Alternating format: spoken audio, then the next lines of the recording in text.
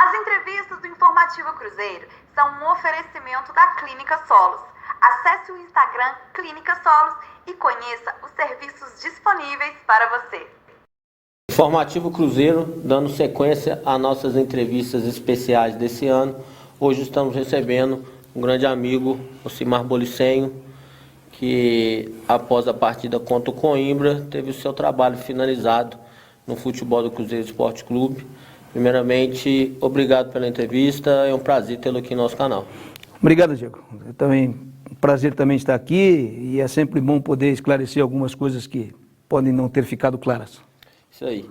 Vamos começar primeiramente pela sua chegada no Cruzeiro. Você é apresentado no dia 6 de janeiro, no dia que marcou o início da reconstrução do futebol do clube. Quem foi a primeira pessoa do Cruzeiro a entrar em contato contigo para te apresentar o projeto e quanto tempo durou essa negociação? É importante fazer um histórico disso, né? Eu, no dia 5 de janeiro, estava na praia, de férias com a família, já tinha, na verdade, um compromisso marcado para quarta-feira em Araraquara, que eu ia ver um projeto de trabalho lá na ferroviária, e recebi uma ligação do Alexandre Matos, dizendo que ele estaria vindo para o Cruzeiro de uma forma provisória, porque ele estaria indo para a Inglaterra para trabalhar, mas num período de 45 a 60 dias ele estaria aqui para resolver o visto e ele precisava de alguém que tivesse experiência, principalmente nessa área interna, né, mais do que na comercial, mais do que na de contratação de atletas, alguém que tivesse uma experiência interna para ajudar o Cruzeiro nesse momento, que era um momento muito turbulento, e se eu estaria disposto a enfrentar esse projeto. Era um projeto que seria de sacrifício, inclusive financeiro, em virtude da situação do Cruzeiro. Eu disse a ele que isso era o que menos importava e que a oportunidade de trabalhar num clube grande como o Cruzeiro me atraía e num convite dele eu estaria disposto a ajudar, ou pelo menos para ouvir, né, aquilo que seria necessário fazer.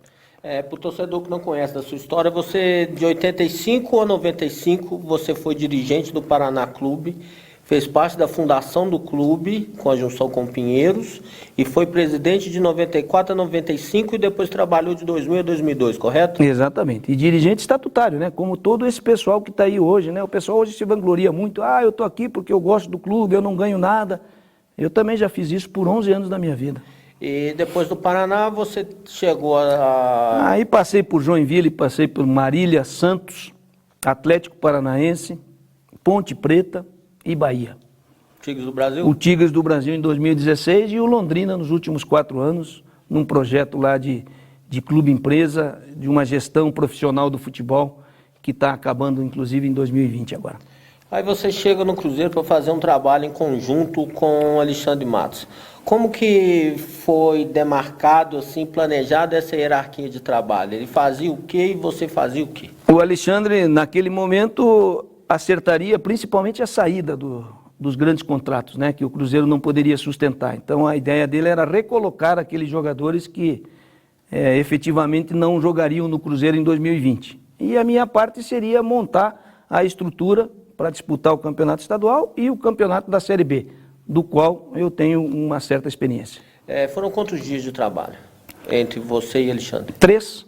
3 dias apenas? 3 dias. Né? No segundo dia, o Pedrinho, que na verdade foi quem convidou o Alexandre, né, acabou saindo, e no terceiro dia, em solidariedade ao Pedrinho, o Alexandre saiu. E aí me deixou a seguinte missão, disse, olha, se você quiser sair também, te deixo isso muito em aberto, mas o Cruzeiro precisa de uma pessoa como você. Se você puder se doar nesse momento e ficar, mesmo que a gente não esteja aqui. Aí eu recebi, inclusive dele e do Pedrinho, que eles me ajudariam, independente de estarem presentes ali. A saída deles foi por alguma divergência que eu não saberia responder o que é, mas eles me disseram que me dariam a retaguarda para que eu pudesse desenvolver o trabalho a que eu fui chamado. E eu fiquei, e eles realmente me ajudaram até a hora que puderam. E a partir desse momento que sai Pedrinho, sai Alexandre, você assume de vez, como que ficou definida a hierarquia de comando no clube, entre conselho gestor, o Carlos e você? Bom, aí apareceu o conselho gestor, né, e o Carlos como representante do conselho gestor dentro do futebol. O Carlos também é uma pessoa que está chegando agora no futebol, gosta do Cruzeiro, mas nunca teve a experiência de trabalhar com futebol. Então, na verdade, ele sempre foi o articulador entre o dia a dia do futebol e o conselho gestor. Eu, particularmente, tive apenas um encontro com o conselho gestor quando foi da discussão da opção ou não de comprar o Dodô. Foi a única reunião a que eu fui chamado lá na sede da Timbiras para poder dar a minha opinião sobre isso. De resto, sempre foi o Carlos que intermediou todas as situações, ou seja, eu fazia o dia a dia, mas eu era subordinado ao Carlos, que, por sua vez, era também subordinado às decisões do Conselho Gestor. Então, assim, para ilustrar para o torcedor de uma forma assim mais simples, vamos fazer um exemplo. Contratação do Angulo. A contratação do Angulo partiu de quem? A partir do momento que chega para você a negociação de um jogador, você tinha liberdade de segui-la ou você tinha que ir a cada parte da negociação entrando em contato com o Conselho Gestor através do Carlos? É uma boa pergunta. Não só o Angulo, mas como qualquer outro jogador. Primeiro, a comissão técnica teria que aprovar. Segundo, a análise de desempenho teria que dar um parecer favorável. E terceiro, aí sim, entra o Conselho Gestor, na pessoa do Carlos, para viabilizar a contratação, né? Vou deixar um pouquinho a modéstia aqui de lado, mas Angulo, Jean, o próprio Marlon, que chegou agora, chegou porque os contatos que eu tenho com os outros executivos, do Corinthians e do Palmeiras, ajudaram bastante. Senão, nós não teríamos nem esses jogadores aqui, né? Nós teríamos apenas o João Lucas, que foi um pedido do Adilson, e a gente foi buscar. O João Lucas tinha proposta de outros 3 clubes, comprovadamente tinha. Série A? Série A, eu posso até dizer, era Curitiba, e Red Bull e mais um clube. E com salários maiores do que o Cruzeiro podia oferecer. Mas ele, em função do relacionamento com o Adilson e da confiança que tinha de que iria jogar, ele preferiu o Cruzeiro mesmo com valores menores. Depois teve a vinda dos 2 meninos do Grêmio, que foram vinculados à negociação do Orejuela, né? E quem mais que veio? Aí o Everton Felipe, que também veio através de uma oferta que o São Paulo nos fez e a gente acabou viabilizando a operação. De resto, são os meninos da casa. O Robertson, que também foi uma solicitação, porque nós não tínhamos um 9 naquele momento, né? E que o Robertson, nas nossas condições de momento, era o jogador que a gente podia trazer. Depois veio a do Marcelo Moreno, né, que graças à intervenção do Pedrinho acabou vindo, e isso foi uma grande surpresa, até porque ele realmente abriu mão de muitos valores para poder estar aqui no Cruzeiro. É um jogador que realmente tem uma identificação muito forte com o Cruzeiro. E de resto foram essas as contratações. Então, dizer a você que a gente fez contratação é nessas que eu te falei. Eu fiz muito mais o trabalho interno de, na verdade, controlar o grupo, que quando cheguei estava com 4 meses e meio de salário atrasado, ou seja, todos eles poderiam ter entrado na justiça e o Cruzeiro virar o ano sem nenhum jogador. Então o trabalho foi de convencimento dos jogadores, de conversa, de entendimento, para que eles também entendessem a situação do Cruzeiro e pudessem ajudar num período tão difícil como esse.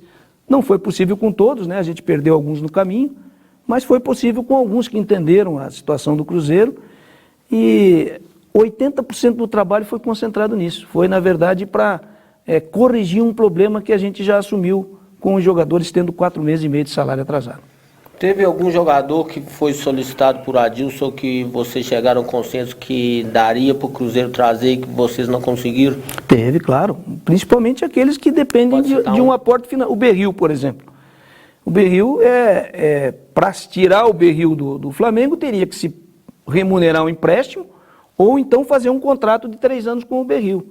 E isso, na verdade, como a gente não tinha nenhum recurso financeiro, nenhum orçamento pré-reservado para isso, a gente não conseguiu trazer. Era um jogador que se encaixaria muito bem aí. E outra coisa, né, que também é muito importante deixar claro, o nosso orçamento é 1/5 daquilo que o Cruzeiro tinha no ano de 2019. 1/5, ou seja, 20% daquilo que tinha.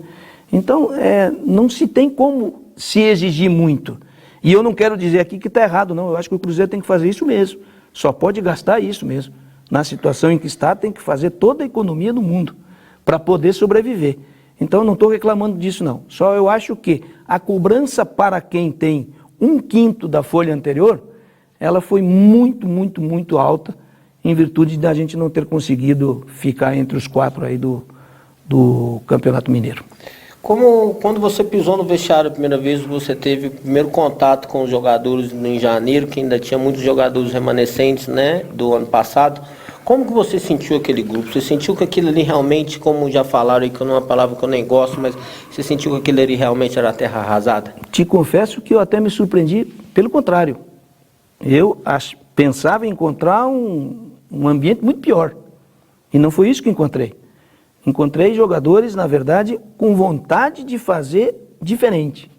Né? Houveram casos que não houve conclusão. O caso do Fred, por exemplo, que saiu, que não houve acordo. Do Rodriguinho, do Rafael, enfim. Aqueles que realmente não quiseram fazer, não o fizeram.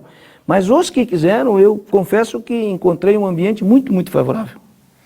E eu lembro muito bem na sua primeira coletiva que a imprensa, no geral, né, estava noticiando que o Cruzeiro trabalharia com 150 mil de salário.